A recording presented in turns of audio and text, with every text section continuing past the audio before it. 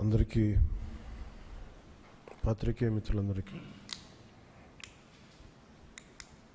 నా హృదయపూర్వక నమస్కారాలు. ఇది చాలా సీరియస్ మతం అనగానే, ఫెయిత్ అనగానే, ధర్మం, ఇవన్నీ చాలా లోతైనవి, బాగా సెన్సిటివ్. కానీ ఇలాంటివి ఒక మాట మాట్లాడాలి అంటే చాలా చాలా ఆలోచించి దీన్ని ఎలాంటి పర్యవసానాలు ఎదుర్కోవాల్సి వస్తుంది ఇవన్నీ ఆలోచించే మేము మాట్లాడతాం. ప్రత్యేకించి జనసేన నుంచి గత 2019 నుంచి 2024 వరకు వారి పాలనలో, వైసీపీ పాలనలో చాలా సంఘటనలు జరిగినాయి. రిలీజియస్గా దాన్ని ఒక సెన్సిటివ్ ఇష్యూ జరిగినాయి మాట్లాడటానికి.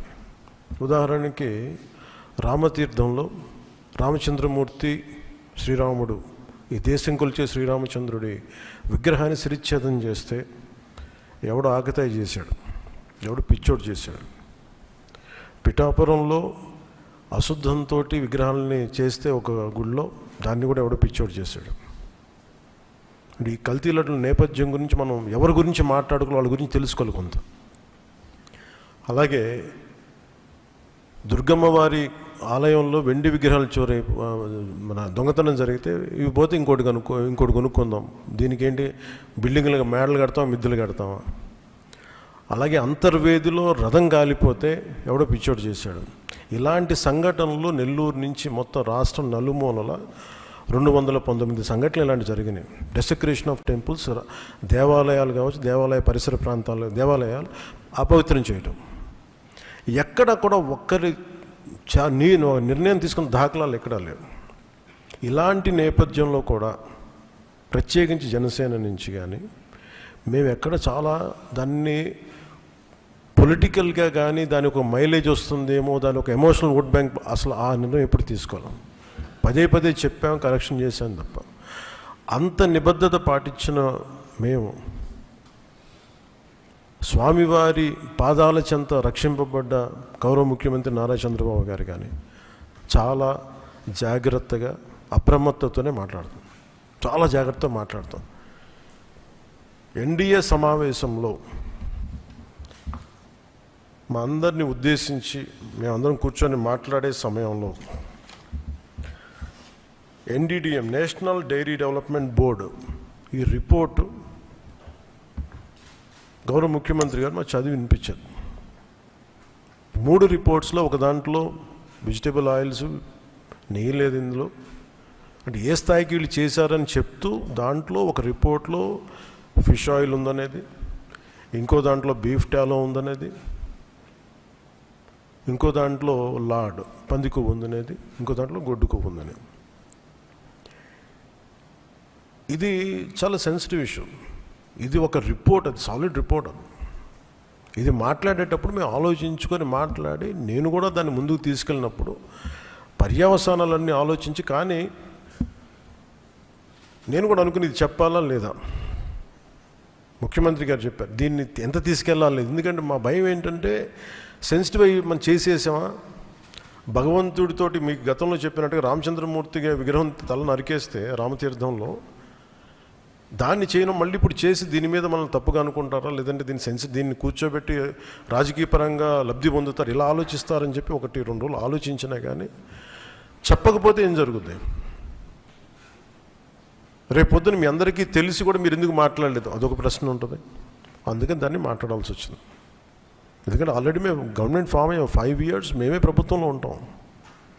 ఇది లాస్ట్ 6 నెలల్లో ఏదైనా ఉందంటే ఒక మేము ఇలాంటి ఏదైనా చేసాం ఒక అర్థం ఉంటుంది. వచ్చిన 2 నెలలు మాకు ఏం అవసరం ఉంది, 5 years ఈ ప్రభుత్వమే ఉంటుంది. ప్రజలు ఎన్నుకున్నారు. ఇది తీసుకెళ్ళకపోతే తప్పు అవుద్ది. ఎందుకంటే మా బేసిక్గా అందరం ప్రతి మతాన్ని గౌరవించే సంస్కృతి ఇది.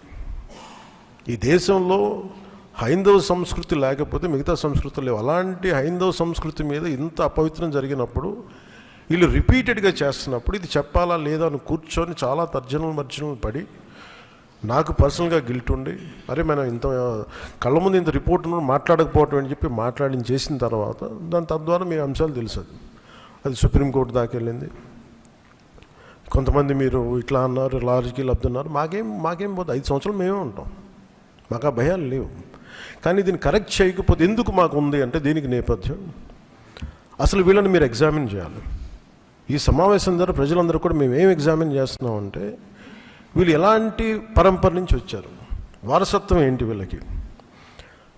వీళ్ళు భగవంతుడి మీద పగబట్టారు. వీళ్ళు ఏడుకొండల స్వామి మీద పగ ఉంది. అది ఈరోజు పగ కాదు, ఏం పగో నాకు అర్థం కాదు. అది 7 కొండలు అంటాం. 7 కొండలు ఎందుకు, నీకు 2 కొండలు చాలు. భగవంతుడి మీద పగ ఏంటి ఎవరికైనా?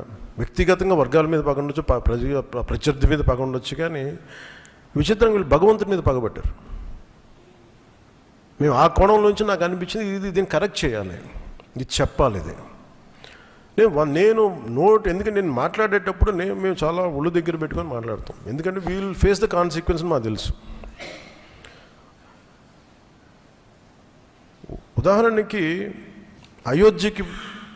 మీకు అయోధ్య రామ మందిరం నిర్మాణానికి ఈ దేశం ఎంత తల్లడిల్లిపోయింది, ఎంత కదిలింది, ఎన్ని గొడవలు జరిగినాయి. ఇలాంటి దీనికి కూడా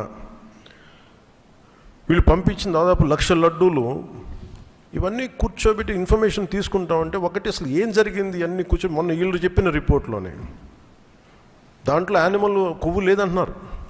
సరే, ఫర్ ఎగ్జాంపుల్ నేను ఒక ఆర్గ్యుమెంట్ సేక్ అన్ని రిపోర్ట్స్లో కూడా ఎక్కడ కూడా ఈ నెయ్యిలో నెయ్యి లేదు.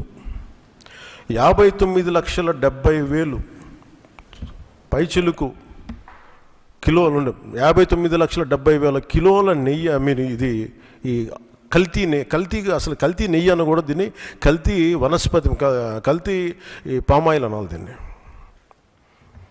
ఇవి దీంతో కలిపి ఇన్ని కోట్ల లడ్డూలు చేసిన తర్వాత దాంట్లో 1,00,000 లడ్డూలు అక్కడ కూడా పంపించారు, అయోధ్య కూడా పంపించారు.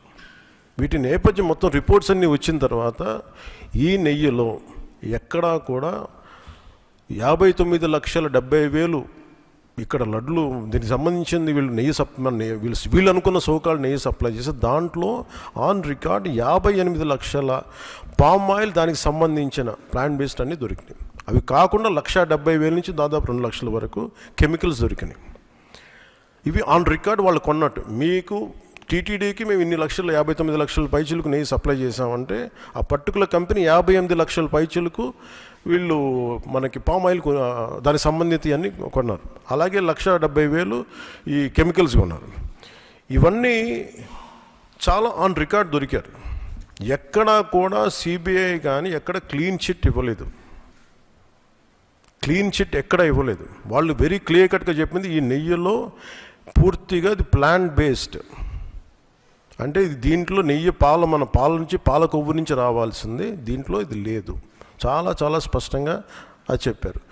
మిగతాయి మేము నిర్ధారించలేకపోతాం, మా దగ్గర ఇన్ఫర్మేషన్ లేదనేది ఒక రిపోర్ట్ వాళ్ళు చెప్పింది. అలాగే national dairy development board very క్లియర్గా చెప్పింది దీంట్లో ఫిష్ ఆయిల్, అలాగే గొడ్డు కొవ్వు, పంది కొవ్వు, ఇవన్నీ లార్డ్ మన ఇంగ్లీష్ పదాలతో ఇవి ఉండే అవకాశాలు ఉన్నాయి. చాలా స్పష్టంగా వాళ్ళు ఇచ్చారు. ఈ ప్రాసెస్లో వీళ్ళు దీన్ని కూర్చోబెట్టి అడ్డగోలుగా మాట్లాడితే, ఎందుకంటే వీళ్ళకి ఏ రోజు కూడా ఈ ధర్మం మీద వాళ్ళకి గౌరవం లేదు. పైగా ఈ దొరికిన వాళ్ళ ఛార్జ్ షీట్లు మీకు చూస్తే మనకి తెలిసిన పేర్లన్నీ చూస్తే ఇందులో ఎక్కడ మతానికి సంబంధం లేదు. ఇది భోలేనాథ్ బాబా కానీ మిగతా ఏ డైరీ మీరు చూసినా కానీ వీళ్ళు ప్రిడామినెంట్లీ దర్ ఆల్ హిందూస్. దీంట్లో అసలు మతానికి కానీ దీంట్లో ఒక ఇస్లాంకి సంబంధించిన వ్యక్తులు కానీ లేదంటే మన క్రిస్టియన్ సంబంధించిన వ్యక్తులు అసలు ఎక్కడ సంబంధం లేదు. ప్యూర్లీ మాట్లాడుతున్నాం హిందువుల గురించే మాట్లాడుతున్నాం ఇక్కడ. So there is no question of other religions here. గత ప్రభుత్వం విషయంలో కూడా మేము ఏం మాట్లాడుతున్నాం అంటే they never have respect for the traditions and dharma of this land. అది చాలా ఆబ్వియస్గా చాలా మనకు తెలుస్తూ ఉంది. దాంట్లో భాగంగానే వీళ్ళు అదే చేశారు. చూసి ఈరోజు మాట్లాడి క్షమాపణ అడగకుండా తప్పు జరిగిపోయింది. ఇందాక మా కేశవ్ గారు చెప్పినట్టుగా తెలియక చేస్తే పొరపాటు, తెలిసి చేస్తే తప్పు, కనీసం తప్పులు జరిగినాయి అది కూడా చెప్పకపోగా మమ్మల్ని క్షమించమని అడుగుతున్నారు.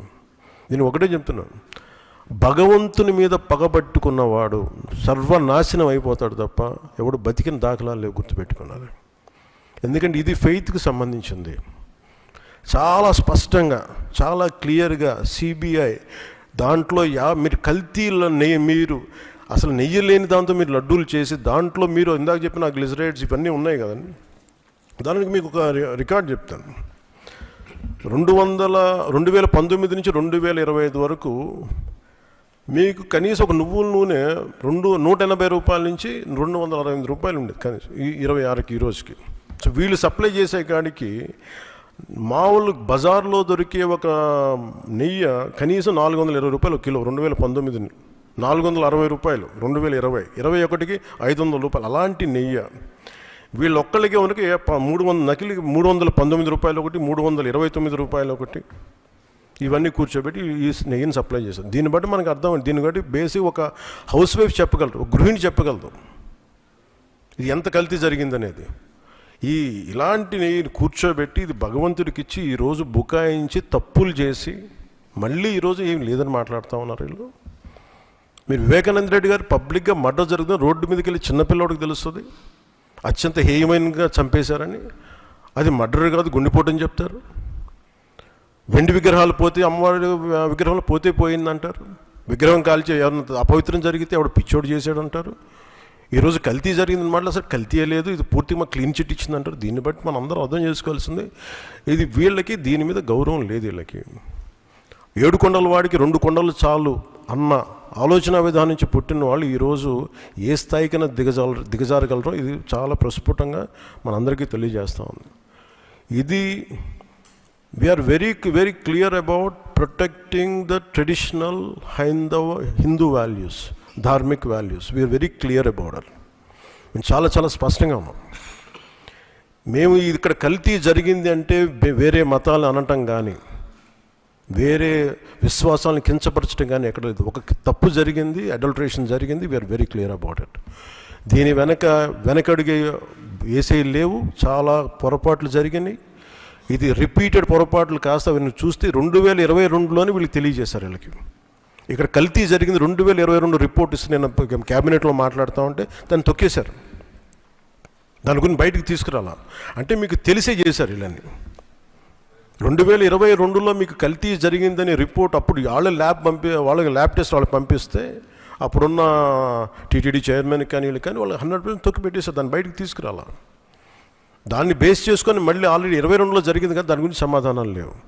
ఇవన్నీ తెలిసి కూడా మీరు అయోధ్యకి కల్తీ లడ్డులు పంపించారు. మీరు ఇది విశ్వాసాల మీద మీరు కొడుతున్న దెబ్బ. ఇది మీ ఆలోచన ఏంటి అది అనేది మీరు తెలుసుకోవాలి. అందుకే మీరు భగవంతుని మీద పగ పెట్టుకున్నవాడు ఎవడైనా సరే, 7 కొండల వాడి మీద పగ పెట్టుకున్నాడు ఎవరైనా సరే మట్టి కరిచిపోతారు తప్ప మీరు ఇలా బుకాయించుకొని చేసిన తప్పులు క్షమాపణ వేడుకోండి తప్ప మీరు కూర్చోబెట్టి మేము క్షమాపణ, మీరు భగవంతుడికి మీరు క్షమాపణ చెప్పాలి.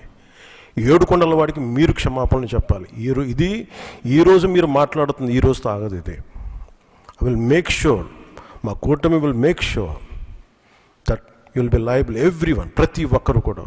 ఇది ఎంత టైం పడుద్ది, ఏం టైం పడుద్ది అనేది సిబిఐ ఫర్దర్ రిపోర్ట్ రావాలి, అది కేసులోకి మన కోర్టులకు వెళ్ళాలి. అన్నీ అయిన తర్వాత ప్రతి ఇది అయితే మేము 100% దీన్ని వదలం. ఖచ్చితంగా ఈ దోషులను ఎవరైతే ఉన్నారో మేము క్షమాపణ చెప్పడం కాదు, మీరు భగవంతుడికి మోకరిల్లే వరకు యుద్ధం సాగొద్దు.